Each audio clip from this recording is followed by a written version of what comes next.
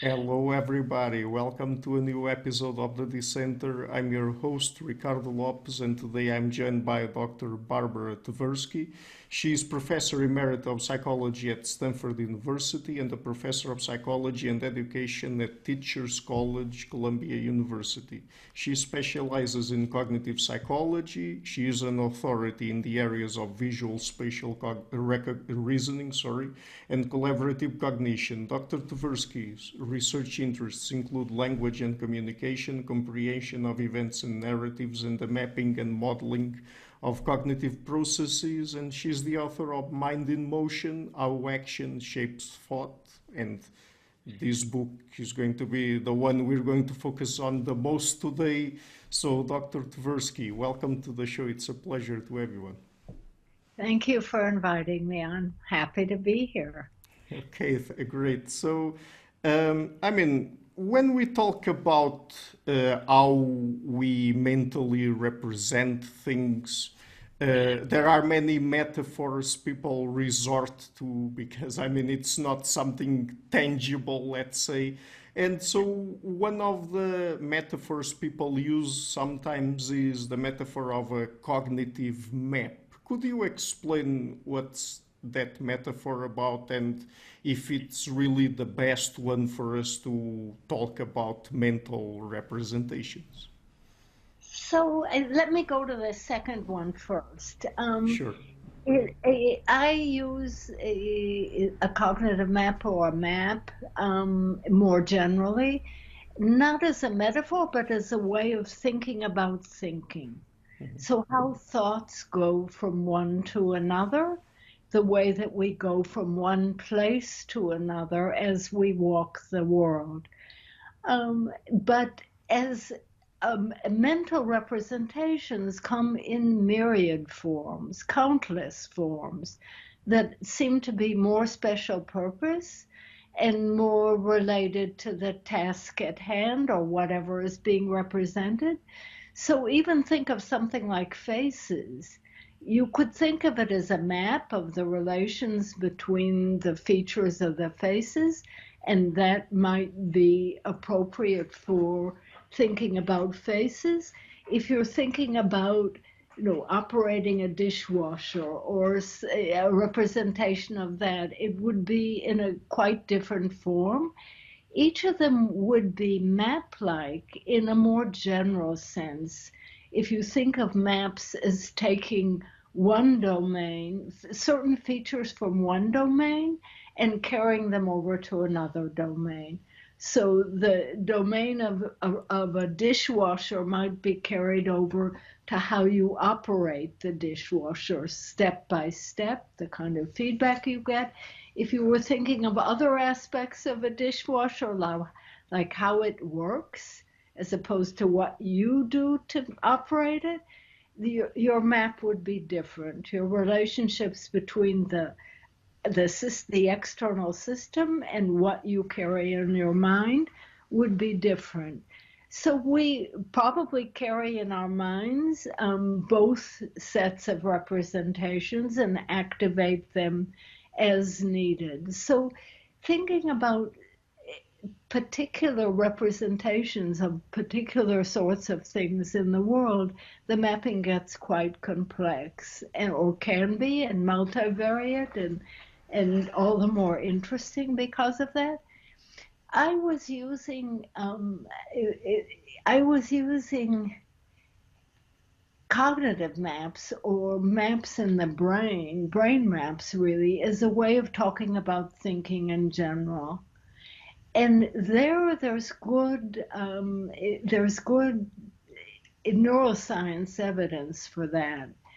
There was work that led to the Nobel Prize in I think 2012. I'm not sure exactly of the date. The Mosers working in John O'Keefe's lab at UCL, the three of them shared the prize.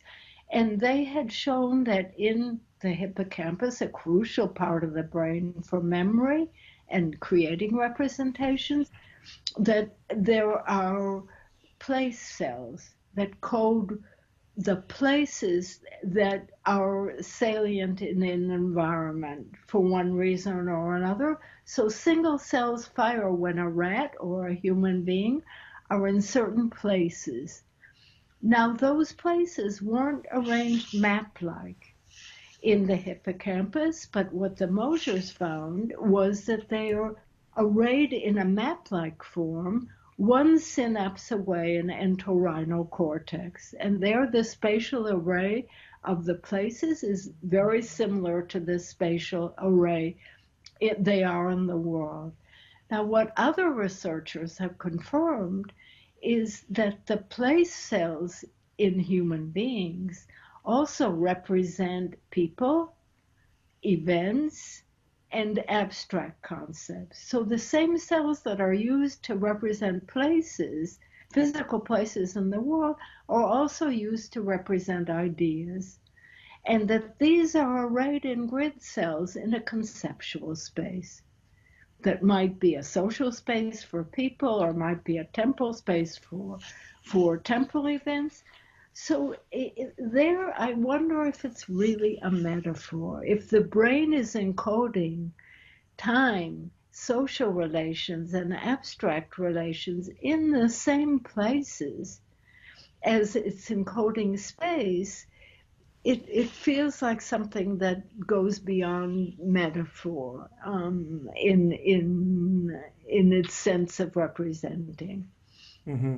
And in this case, does the concept of cognitive map also apply to other senses apart from our visual system, or is it something specific to it? How does it work exactly? So what's interesting about the place cells is they gather each one, they're single neurons, different neurons for different places. They gather information from all over the cortex. They're multimodal in some sense. So they're gathering information about visual perception, about smells, particularly important for rodents. They're gathering information about the feeling on the little rat's feet. So kinesthetic information. They're gathering information from many sources and gathering it in a single cell. So they're inherently multimodal. We're going to have all over the brain other representational systems. So there'll be a representational system. It's my understanding, I'm not an expert in these fields, of the relations between different senses and different smells, different touches that will maybe reflect the body. So there isn't one place in the brain that's representing information. There are whole complexes of them, and those are interrelated. So something is known, or more is known, about how vision is represented and higher order vision, and there are layers there of in the cortex, the lateral occipital parietal cortex, sort of toward the side from occipital, and they're representing hierarchies of visual information. So it doesn't end up being as simple as we might think, but that each of those layers is fascinating, and how they're interrelated is fascinating. Mhm. Does this connect in any way with embodied cognition? So embodied cognition is is a slippery term. It means different things to different people and different researchers. So I'm a little wary of the term because of that.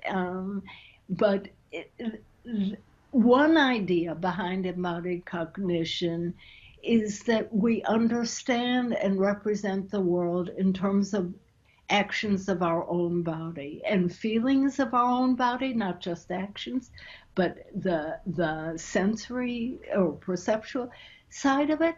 And I think that's most interestingly most expressed in gesture. And their gesture, and of course it's something I've studied, but it's the reason I've studied it, is that gestures seem to represent information in quite complicated ways that are somewhat analogous to the way language represents information. So language has arbitrary relations to what they represent. The word for chair in French is chaise, and it's different in many different languages, and none of them really have any perceptual or motor relations to what a chair is. They seem to be quite arbitrary. On the other hand, if I draw a chair or indicate it in some way in my gestures, those bear some perceptual relation to what they're representing. So in some sense, they're slightly more accessible. And I can use gestures to represent objects. I can use them to represent ideas, but they are representing. They're actions of the body, not just of the hands, but they can be of the whole body or any part of it. And they're standing for something else, but they have a more direct relationship to meaning. So the fact that we can represent abstract concepts and concrete ones with our body gives us another mode of thinking. We can think through those via those representations. And gestures can also represent abstractions. So I can represent ideas by points, by pointing with my fingers, by holding a hand in the air. I can represent a person, two people that are talking to each other, standing close, standing far, or I can use it for ideas that are close or far.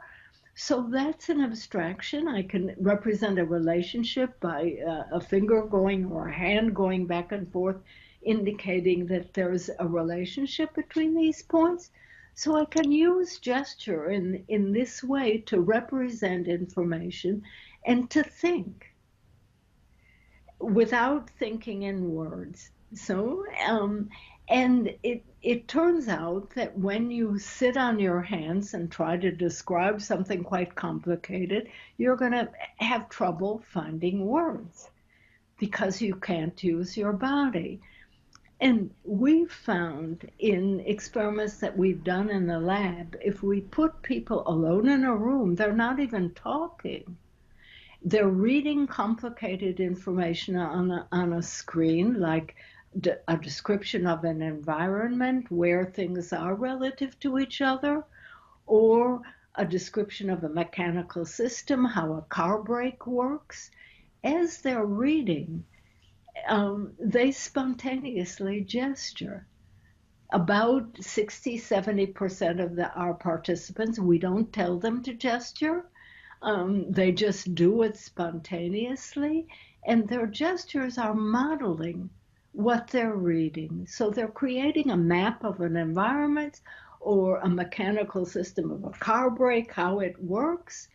And people do it slightly differently, but as I say, some 60–80% of our participants do this spontaneously, make models with their hands, with their bodies. Some of them are really expressive, and some make tiny little gestures, some don't. But on the whole, when people do it, gesture, they remember better. We test them, and when we ask them to sit on their hands, they don't remember as well. And some of them say spontaneously, I can't think without my hands. So this is the sort of sense of embodied cognition that we've been studying, that it's actual thinking and processing information through the actions of our bodies, which are representing thought. Mm-hmm. And since you mentioned gestures, in that case, could we say that gestures aid learning? Yes, I think our results show that they aid learning in some way. We've now looked at a huge range of different kinds of material that people might have to study. We tried even to come up with things where the gesture would be improbable, sort of describing arbitrary relations between things and thinking that gesture won't help there. Even in those cases, saying, the state bird of Florida is a canary. I don't know if that's true, but things like that. Even in those cases, a few people gestured.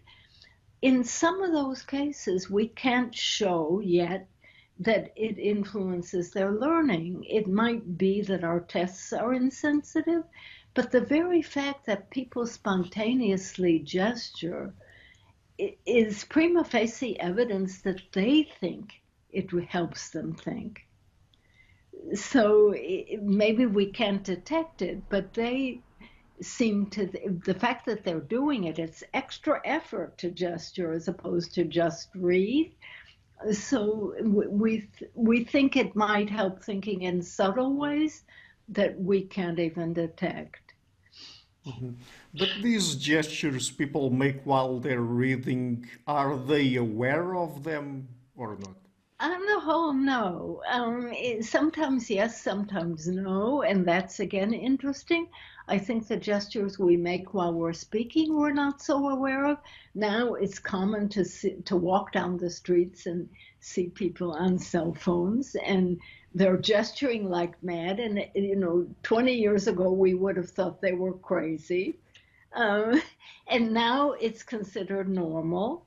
Now, no one can see their gestures except complete strangers who happen to be walking on the sidewalk, and they're not addressing those strangers. So you sort of, why are they doing that? And by now we accept it as normal, typical, and it's clearly helping the speakers think. It's not for their listeners because the listeners can't see them on the whole. Um, Other studies have found that when you're explaining to somebody else, you've got a visible participant there, you gesture more and your gestures get bigger. So gestures for other people tend to be larger and more emphatic, a more complete story. Things aren't left out. But gestures for yourself tend to be smaller. Although some of the people on the street gesturing, especially when they're angry or excited, are pretty big. Right. So, but these gestures that people make, are they in any way similar to, for example, the kinds of objects they are referring to, or if it involves motion, the kinds of motions they are referring to, or even the abstract ideas? So yes, I think so, and I should also add that seeing someone's gestures helps you think and get their ideas. And this, if you've ever been lost in a country where you don't really know the language or don't know it at all, you can stop someone and ask because you might know where the simple words for where is something. And if you watch their hands, you're going to get a pretty good idea of where you should go. In fact, a lot of information in giving directions face to face or in explaining anything face to face is through the gestures. The words are inexact and often incomplete. They leave out things. So somebody might gesture that, the road is turning or going down or something like that. They won't say it.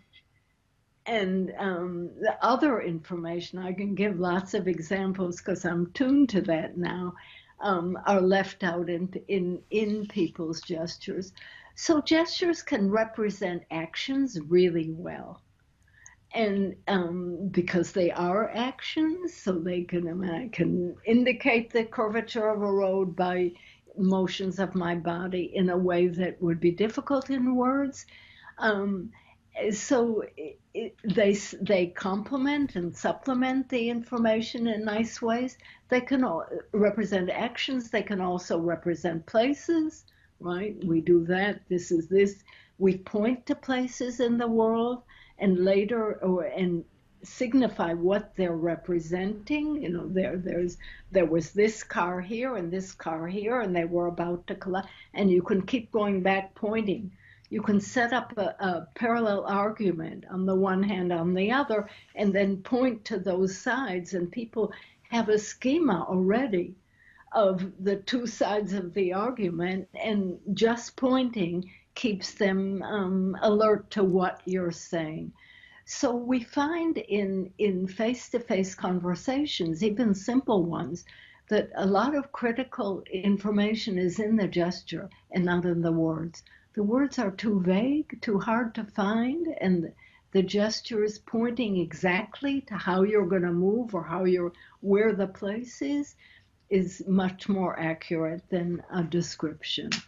Mhm. And these gestures, do they only include what we do with our hands, or do they also include things like facial expressions? Oh, they certainly for emotion, facial expressions, the whole body for facial expressions. If somebody's slumped, you know they're ill or weak or depressed or old, and if somebody's standing straight, you know they're on top of the world. And our figurative language is like that too. You're on top of the world and or fallen into a depression. So certainly the whole body gets in there, in as an exhibition, as an expression. Somebody else, another group did studies of having people count. So counting without pointing to each object that you're counting, especially when they're not lined up, but even if they're lined up, it aids counting enormously. So if you tie people's hands behind their back, they'll count with their heads. And if you don't let them move their heads, they count with eye movements. But that's much harder and to keep track of and harder to be accurate in. So the finger pointing is much better, but yes, we can gesture with many parts of our body. For some reason, the hands are particularly expressive if someone can see them. Now, if they can't, we use other means of expression. The hands are particularly appropriate because, in some sense, gestures are actions not on things in the world, but on ideas. And it's our hands that primarily interact with things in the world. So using them to act on thought is most natural. But certainly if you play soccer, you're used to heading. This is a practice that I think should be banned. But that's my own opinion. I don't think it does the brain any good. Then you're used to doing things with your head, certainly things with your feet. If you dance, we're used to using the whole body to act on objects, but the hands are particularly adept in human beings and other upright primates at acting on objects. So to transform them to acting on ideas is easy and direct. They're also more articulated than other parts of the body. We have fingers, we have a great deal of motion in our wrists, and so forth. So they're especially good for expressing actions on ideas. Mhm. So, could it be the case that other animals that cannot use the hands as freely as we do, or, for example, do not have the kinds of facial expressions we have, that one of the reasons why they don't process ideas like we do would be because of those limitations? So that's an interesting question, and I can go in several directions. First, I think we've underestimated, and more research comes out every day, not mine, but outstanding research from many labs showing how intelligent birds are and babies are before they can talk, and or even just have the motor control to gesture well. That a great deal of thinking does happen with the body, maybe not with articulated hands, but with thinking about how the body is interacting with the world. So apparently there are crows that have learned to throw nuts. So there are cars stopped at red lights. The crows throw the nuts onto the ground. They know that when the cars drive, they'll crack the nuts and the crows can get the meat from the nuts. So this is a quite modern adaptation of thinking and an impressive one. It's happening without words, clearly, because I don't think anyone's shown yet that crows have a language that would allow them to communicate well with other crows. But they do have this sort of insight of learning of making fairly high level inferences about the relationships between their behavior and the world. And babies, again, certainly do that. They even crying, which is their main means of expression, when they're tiny, they learn quickly when crying will be effective and when it might not be effective in a sad way, so that babies that are orphaned and raised in huge orphanages learn not to cry, which is terribly sad. So you can do high level thinking without hands and make a great deal of inferences and without language, just again in this embodied way of how your actions affect the world. Now, communication becomes another issue. And again, that's being studied in brilliant ways in our closest ancestors or our closer relatives, various forms of primates. I don't think anybody has yet seen one gorilla or bonobo gesture to another to tell them where to go. They do hunt collectively. They do copy each other. They don't teach each other. So you can find different tribes of gorillas or chimpanzees cracking nuts in different ways. So they've copied each other, but you don't see yet the mothers or fathers teaching the children how to do it. The offspring learn from looking, not from teaching. So there's a set of that kind of communication where you're teaching another person or teaching a child where to go, what to do.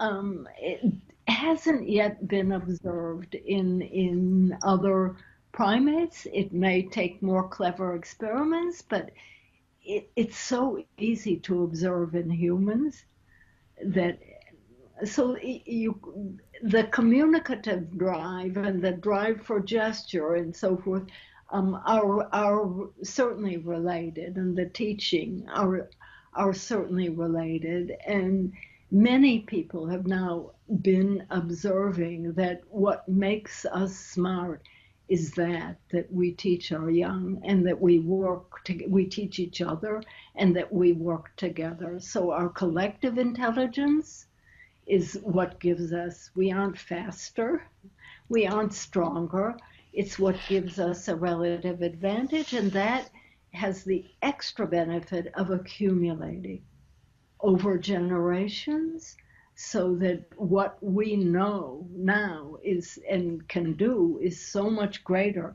than what could that our grandparents can do and that our more distant ancestors can do. I marvel at my grandchildren for that. I mean, they're somewhat enviously at the amount that they know at a young age and the competence they have, right? But that's what helps human beings accomplish the amazing things we've accomplished.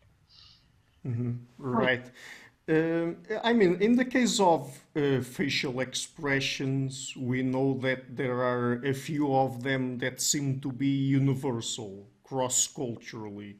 Do we know if the same applies to hand gestures? I mean, Could it be that across cultures people use the similar hand gestures to explain similar things, for example? So that's a fascinating set of questions. And even facial expressions, there are, arguments, very, very heated arguments going on, in fact, this week on how universal facial expressions are. And to me, it's always about a glass half empty, glass half full. It's clear that some things like joy and anger are clearly have some universality, but there's also dependence on culture and on context. So all those, I mean, it's a little bit like saying, are human beings all alike? Yeah, we have heads and eyes and noses and mouths and arms and legs, but then there are those differences. So it's a little, and cultural differences. So it's a little bit like that. Now, there are gestures like okay or thumbs up that are called emblems, and they're quite culture bound, although by now some of them have become universal, the way okay is universal or quite widespread in speech, but started out arbitrary. So there are those conventions, but there are other gestures that I think are understandable by other cultures, and these are things that go into diagrams too. So if you look at the kinds of rudimentary maps that people draw of their own environments, they're going to have lines and they're going to have icons or something representing places, and the lines are representing paths, and they do look like paths. So that sort of way of representing on the page is going to be adopted by many different cultures, even ones that haven't seen maps ever. There was a nice study done, it's small one, too small to be really a study, in New Guinea of traders who trade the river. They've never seen maps, they've never been inside a school, and probably almost never seen books, and they were asked to depict their travels on the river. They drew a line for the river and little circles for the places where they stopped to trade. Now, that's sort of the way people all over would represent. And the same with gestures. If I'm showing a relationship, I'm going to make a line. If I'm going to show single out. So I think there's again going to be some universality, especially for conveying these more cognitive sorts of things, or even expressive things like being happy or being sad or feeling tired or feeling energetic, that we're going to express them in similar ways using our body and our hands. And then there are going to be many things that are culturally bound. The people always bring up Italians who are said to be especially attuned to gestures. Now, apparently there's a whole sub-language of gestural meanings that are a bit like okay and thumbs up, that, where this means something and so forth. So it becomes a little bit like codified the way that signed languages get codified. And similarly, there's a group in the outback of Australia that typically talks sitting on the ground. The ground is sand. And as they talk, they gesture in the sand. They not gesture, they make little diagrams in the sand. And that's it's like gesture. It stays there, so it has a more permanent quality. But that's been incorporated into the language. So again, you're going to find both. Some kind of universality.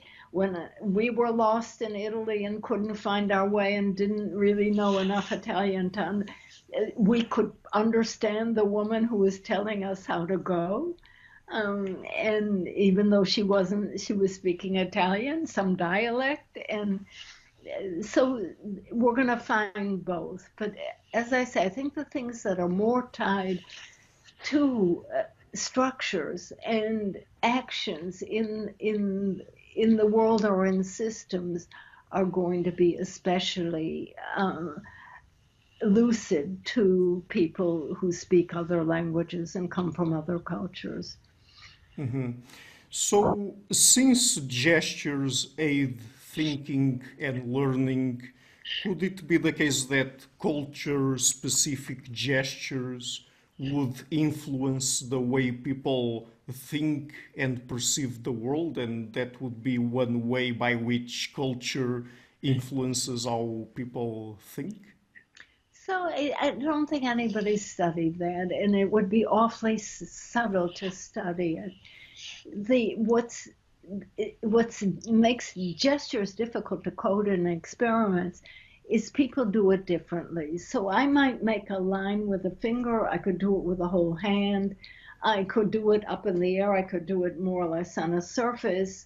So and we do find huge differences in the way people are using movements of the body to represent things.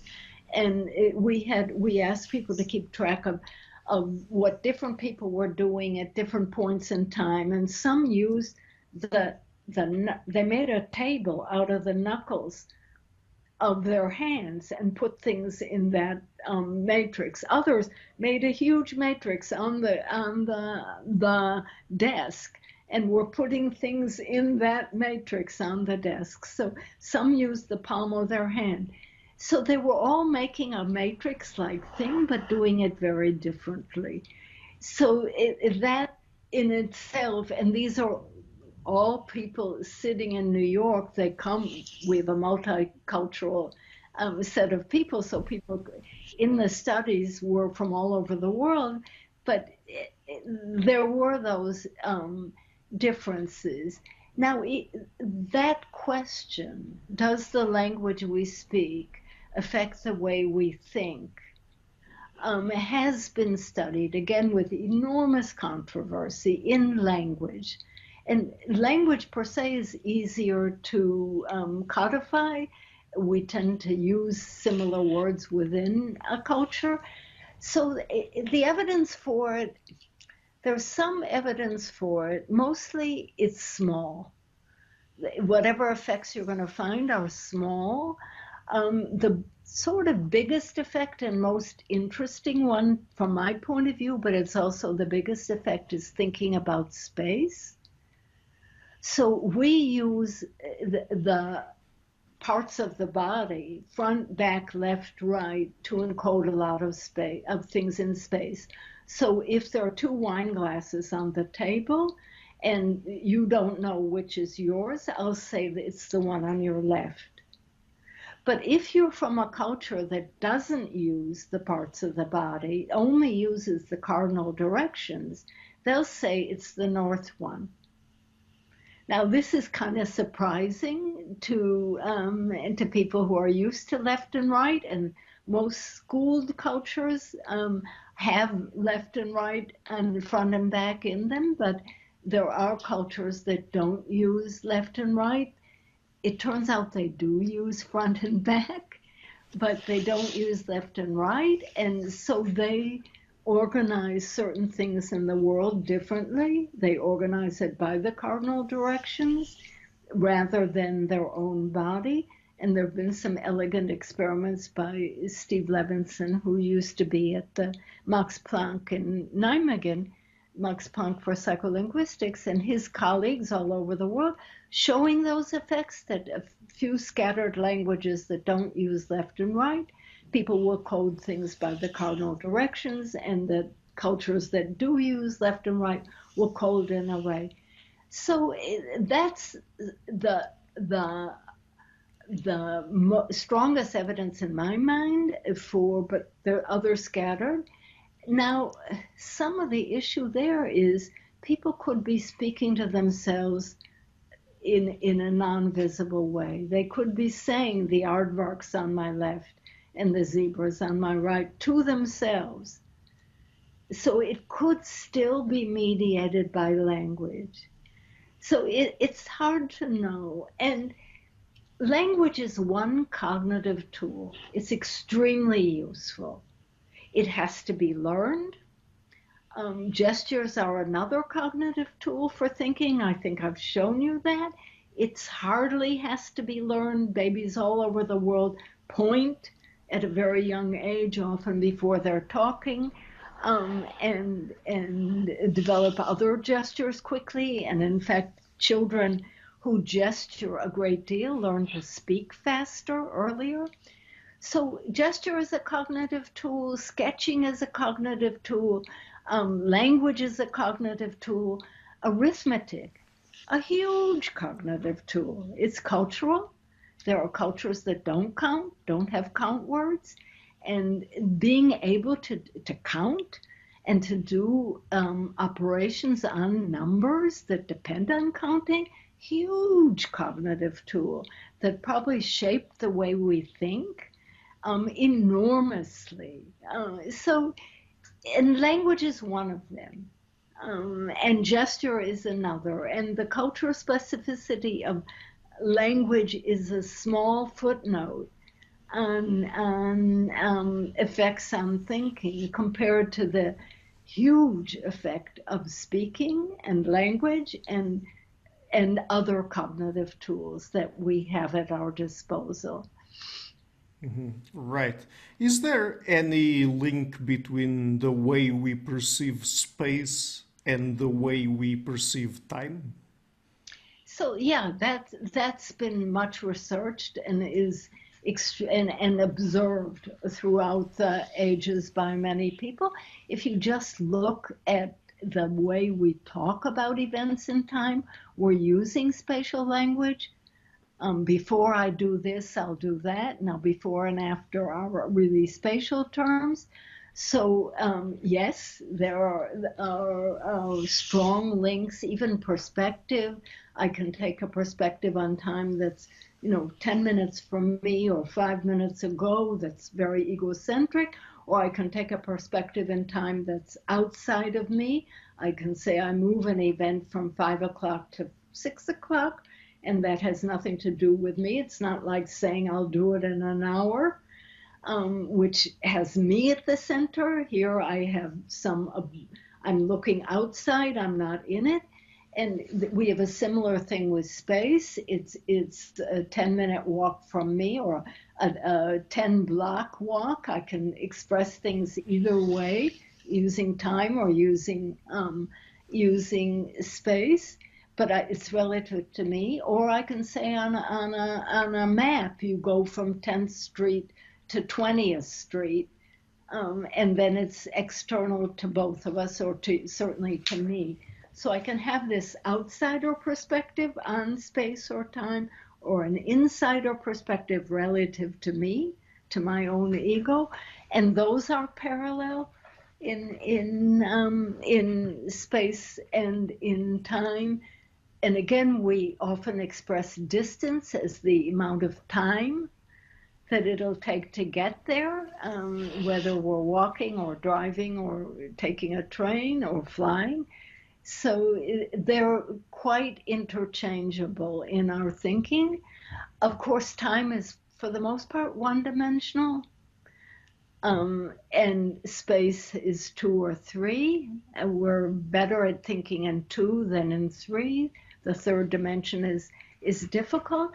If you're a physicist, space and time certainly trade off. Space for physicists is 4-dimensional. This is harder for the rest of the world to understand, but right. And so yes, there are, and again, the brain structures underlying them are quite similar, and trade off.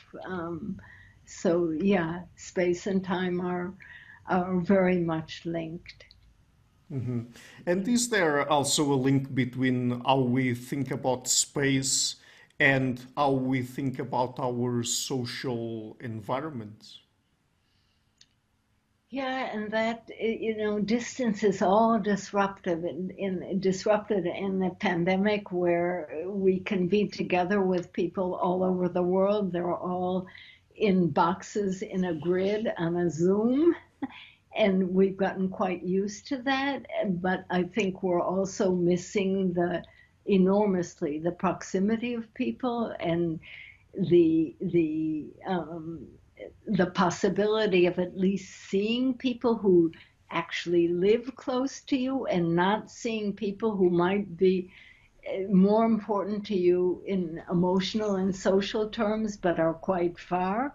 So I think we're all suffering at the moment and realizing what proximity means, and that proximity on a Zoom screen is quite different from proximity where you can sense somebody's body and see them in detail and feel their movements and imitate their facial expressions, something that we do automatically, that we're incorporating other bodies into ourselves. So when you're in a small box flattened on a screen, it's you don't have that feeling of proximity and closeness that you get for real proximity. So I think we're all being aware of that. But in addition, we can map our social spaces. We've asked participants to do that, and they tend to put themselves in the middle naturally. And then the task almost begs for that. And then they draw connections with lines to friends and family. What's sort of interesting in that, when this needs to be replicated, is we seem to find that people tended to put their ancestors above them, their parents and siblings, sort of their family there, and their friends sort of lower and there. So that was interesting where you put people in space. Now, there are, and again, the brain underpinnings are going to be similar. In many religions, the spatial proximity to God or to each other, to angels, whatever, is codified. What's on the right hand of God, what's on the left hand of God, is codified, and it's codified in Eastern traditions as well. So this need to use space, real space, to represent the space, religious spaces and the social spaces, seems to be strong in people all over the world. So, generally speaking, how should we understand how we move from the way we experience and interact with the world, and I mean, how we form concepts and abstractions? Oh, that has so many tendrils that I don't know where to begin. And yeah, how we form abstractions. Um, some of that again is going to come through spatial language. We think of abstractions as a hierarchy going up, and the more abstract things are higher, and the more concrete things are lower. And one way of getting to abstractions is to take a bunch of concrete things and look for what's common, and what's common goes to the next level. So we take plants and animals. Well, what's common to plants and what's common to animals? And then that, whatever it is, those set of features become the features that are common become the abstract ones. And we can keep going up that way of looking at clusters of things. What are the features that are common? And getting more and more abstract in that way. So that's one way we think about abstractions and spatialize them. We can even make groups on a table of tokens that are representing different kinds of things. So, and the human mind seems to be inclined toward that kind of abstraction. Language helps. I mean, talking about those things, but also pointing to groups and so forth, as I did with my gestures. So um, getting to abstractions that way, grouping common characteristics, going up, Now, of course, we can group things in different ways, and that seems to be a conceptual change in children, that children tend to group things by physical appearance.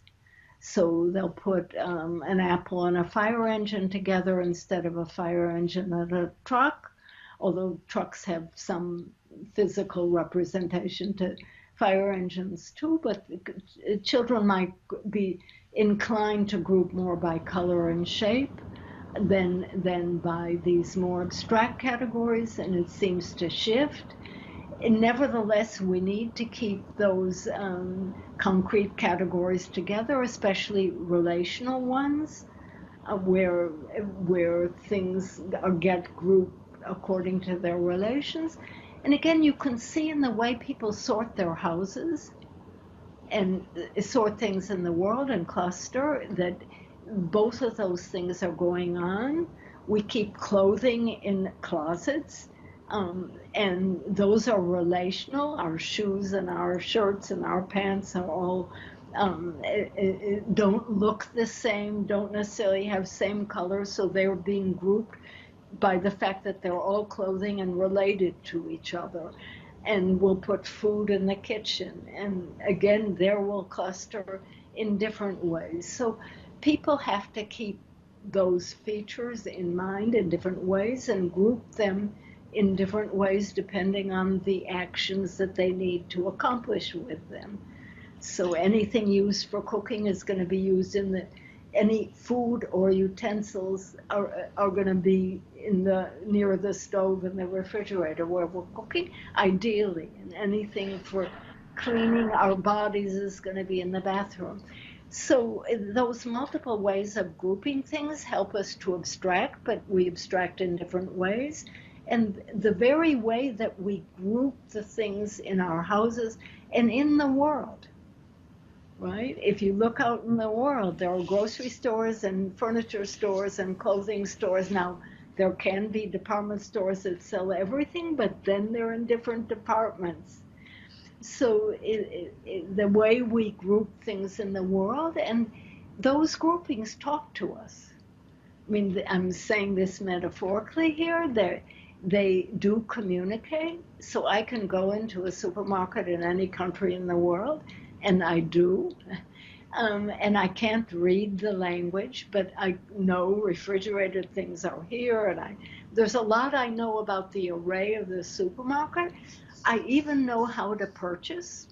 I just put things on the counter, and pull out my credit card or my iPhone or whatever I can use to pay, and I can pay. So there are those groupings both of behaviors and of how we group the world that guide our action and tell us how to give us clues as to what they are and how to behave. So I can tell what's a bus stop in other countries. I can tell because there'll be a bench there and maybe a sign with numbers or something. So those ways of designing the world reflect the human mind and inform the human mind. And if we look outside now, the world is diagrammed. It's not just that we've organized the world and designed the world so that apparently now the weight of things that people have created exceeds the weight of the earth without the things that people created, or exceeds the weight of natural things. So we've designed the world, and the streets tell us this is where buses can go, this is where bikes can go, this is where people can go, this is when they can go, and so forth. So we take that for granted, but it's not just that we designed the world, we made the world into a diagram. Mhm. And with all of this knowledge that we've been talking about, all of these things, could we use it to improve the ways people learn? Oh, yes. in so many ways. So one small set of, I mean, I've talked a little bit about diagrams and maps. I haven't talked a lot about it, but they are more and more common now. I mean, again, the world is diagrammed, and they show abstractions. They showing the detail is usually not a good idea. And an overview photograph isn't a good map. You want a map to pick out the roads and the landmarks that you need in order to navigate. You don't want all that detail that an overview gives you way too much information, doesn't highlight the information that you need. If you look at good subway maps, they distort. I mean, the paradigm example is the London Tube map, which shows most of the lines as parallel, perpendicular, or diagonal. They aren't. It exaggerates central London and shrinks the outskirts because central London is where where most of the tube stops intersect, and that's what you need to know. So diagrams can point to the information that you need and take away the information that you don't need. So it's again a kind of abstraction, and there have been tons of studies showing that well-designed diagrams help learning enormously, as opposed to one word after another in a textbook where those words are brutal and don't give the subtlety that a diagram can, and don't help you create a mental model of what you're supposed to be learning, whereas a diagram can do a great deal of work in creating that mental model, that mental representation that you need to understand how a car brake works. So, and we found in recent studies, people are usually tested by language. They're asked to explain something in language. So we did a study where people were taught chemical bonding through many lessons, many different ways of teaching. Then we tested the students, divided them into equal groups, and told half of them create a visual explanation of how chemical bonding works. And the other one, create a verbal explanation of how chemical bonding works. And then we tested them again. And both groups improved just by making an explanation. They didn't have access to the learning material. Just making an explanation consolidated the information and improved their scores.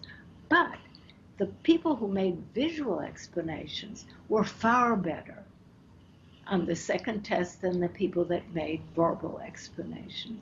So we asked why. We looked at them. They were wonderful. They were very creative and very different from each other. They actually captured more of the critical information from chemical bonding than the verbal explanations. So they was an advantage right away.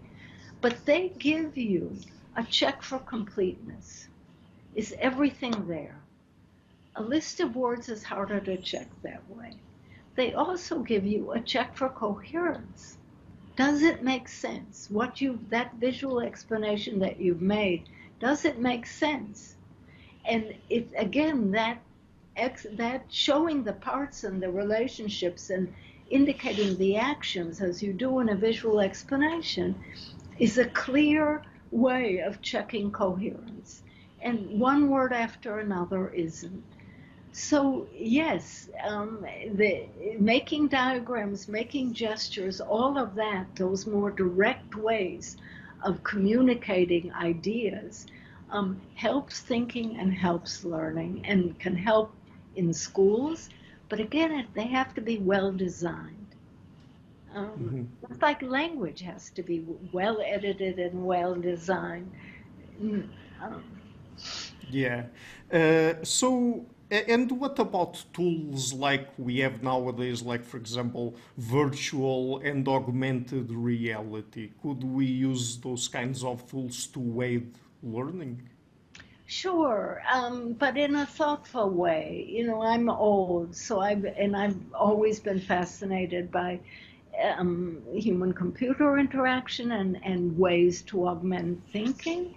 So you see somebody develops a cool tool, and then everybody sees it as a panacea for everything else and starts applying it blindly, or universally. And I appreciate that enthusiasm, but you have to be careful, and you have to do it in an intelligent way, and you have to do it.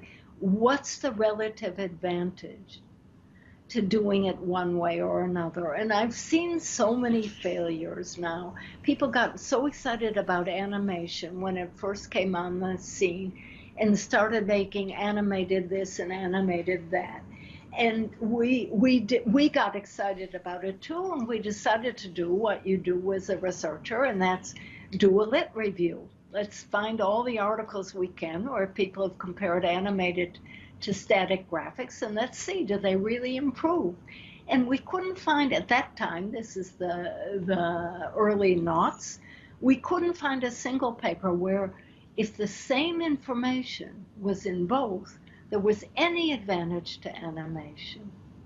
And we started thinking why, and looked at a lot of the animations, and a lot of them, it just wasn't clear what you were supposed to look at or understand from it. Too much happened too quickly. There were perceptual overload, cognitive overload. You couldn't understand what's happening. So slowing it down or breaking it into chunks or explaining it, all that can help. But that's what I mean. You have to use it thoughtfully and carefully. Some of the animations that were used in teaching a huge variety of things, the students didn't even use. Or they got distracted by the interactivity and didn't learn what they were supposed to do. They just played with the interface. So I think all those things, virtual reality, augmented reality, I'm working with a lab that does both, and we have found places where those techniques enormously help people. So a technique whereby they're embodied techniques. So you want a technician to find where they have to fix something and what to do when they get there. And we found that sort of putting them into a virtual tunnel that guides first their body to the right spot, and then their heads to the right spot, and then their eyes to the right spot, and gives them the right visual feedback, that helps them in efficiency enormously. But that took a lot of thought and a lot of development to come to those realizations and how to use it. We're now trying to look at it in joint action, where you and I have to work together, like lifting a shelf to put it in, and I can't see you because the shelf is too big. So what feedback should I get from your body so that we can coordinate that? We've lifted it, now we have to move it or tilt it. What feedback do I need from you to know when to do that? And there have been psychological studies that intent is first indicated by where someone's looking and where their shoulders go, where their bodies go, where their hands go. So we're using that information that people send implicitly to each other in order to facilitate joint action. We're trying to use that in a virtual situation, using virtual and augmented reality combinations to help workers work better together, and especially remotely, where you and I might not even be in the same place as the object we're manipulating, but we have to do it together. Or work with robots. What do robots need to know about the human body and how it's acting in order to work effectively with humans? And how can humans adapt to robots? So yeah, those new technologies are coming. They're mind-blowing in how good they are and how interesting, but using them effectively. Another story, this is years ago, a colleague was working with the Army, training people to pick up minds and without endangering themselves, and using virtual reality to teach them about the environment. And beautiful techniques for the times. But all the Army sappers said, give me a map, do me a favor, give me a map. This is just an impediment to what I need to do. So, and that was enlightening to the researcher. But so you have to think through what's the relative advantage of these techniques? How are they going to help in ways that the standard techniques can't? And if people are truly alert to that, and then the possibilities are awesome. So, one final question, and since we're talking about learning, one thing that usually goes associated with learning, particularly, for example, in school environments, is creativity. So, these things that we've been talking about, like the way we perceive the world, the sorts of cognitive tools that we use, and so on, do they give us a new perspective on creativity? I mean, what it is, how it works, and so on. So, I mean, again, that answer is it's not a simple one. I'm now in an ed school and used to having people ask simple questions that I completely understand, like, is animation good or bad? And when I say, it can be either, depending, they don't like that. And I understand it. You have to, um, so creativity is multifaceted. It clearly sometimes depends on knowledge. You're not going to create great music just unless you're Mozart without any training. The training gives you the skills to be creative. Same in art. If you can't do some, the more you learn about drawing, the more creative tools you have. Same for any field. You're not going to be creative in chemistry or math or writing until you've used the tools and gotten adept at them. That gives you enormous breadth and tools for putting things together in new and beautiful ways, or new and important ways. So obviously we need that. How now, given the same level of expertise, how do we promote creativity? So one way to promote creativity that we've found in our studies is to change perspective. So I talked a little bit about changing perspective, thinking about space and time. You can think about an egocentric perspective or about a map-like perspective from above. I might think of my perspective and your perspective. If I'm in math and I'm trying to solve a problem, I might think of it algebraically or geometrically, and mathematicians do that spontaneously, is think from another perspective. So that's we found over and over again. And if you look at the history of science, it's often changing perspective suddenly, that, or not even suddenly, incrementally, that leads to great discoveries and great and to insights and to new thoughts. And sometimes that's hard to do. You can't help but you get fixated. This is a constant problem in the creative fields, that the same, you're writing a poem and the same words and phrases keep coming. You're drawing a painting and they don't. And again, the really effective people know how to do that, how to jar themselves. So a graduate student working with me a while back looked at people who draw as they're making money. Their drawings are good. They've been drawing for many years. And she videotaped them as they drew something new. And some of them said, I have to get out of my comfort zone.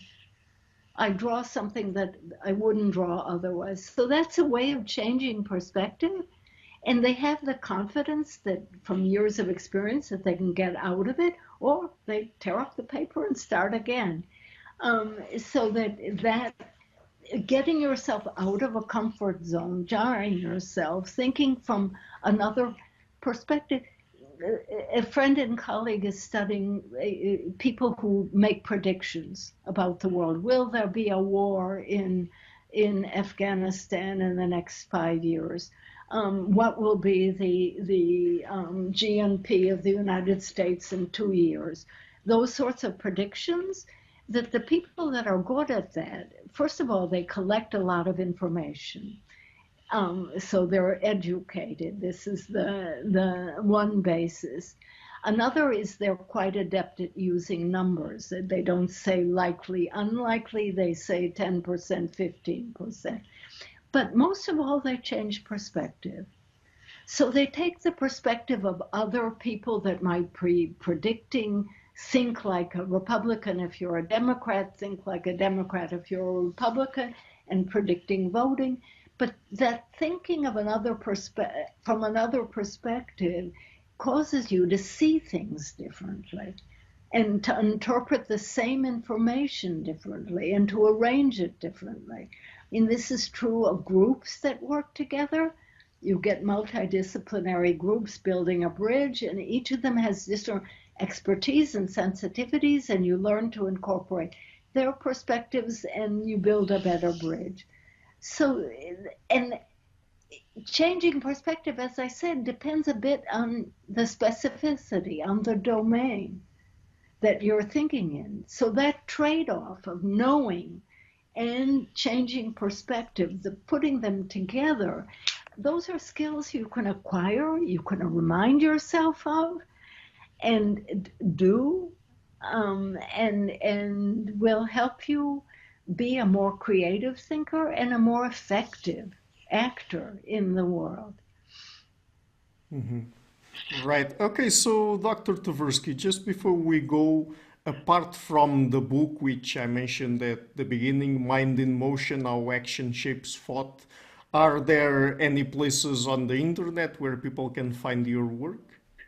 So I've been very lax in keeping my own website, and there are fortunately web crawlers that do it. The Google does it, Google Scholar. My website at Stanford is very incomplete. There's stuff there. The book is cheap on Amazon. Last I looked, it was $17, so that's what, €15. So I don't feel like it's a huge burden. But yes, there are plenty of papers up, ResearchGate, Academia. There are many web crawlers that keep papers, and I apologize for not having the resources or the time to keep up my own website or blog, and I admire people that do. I learn a great deal from them. Yeah. And I should say we've done a lot of work that didn't go into the book, and that's another another conversation. And thank you for your very probing questions and the opportunity to speak. Sure, it's been my pleasure, and thank you a lot for taking the time to come on the show. My pleasure. Best of luck. Hello, everybody. Thank you for watching this interview until the end. I've been doing this channel for 3 years now, and it is thanks to people like you who support the show that it's been running for so long. And so I would like to ask you to please visit my Patreon page and consider making a pledge there. Any amount, even just $1, would already be a great help. And otherwise, and if you like what I'm doing, please share it, leave a like, and hit the subscription button.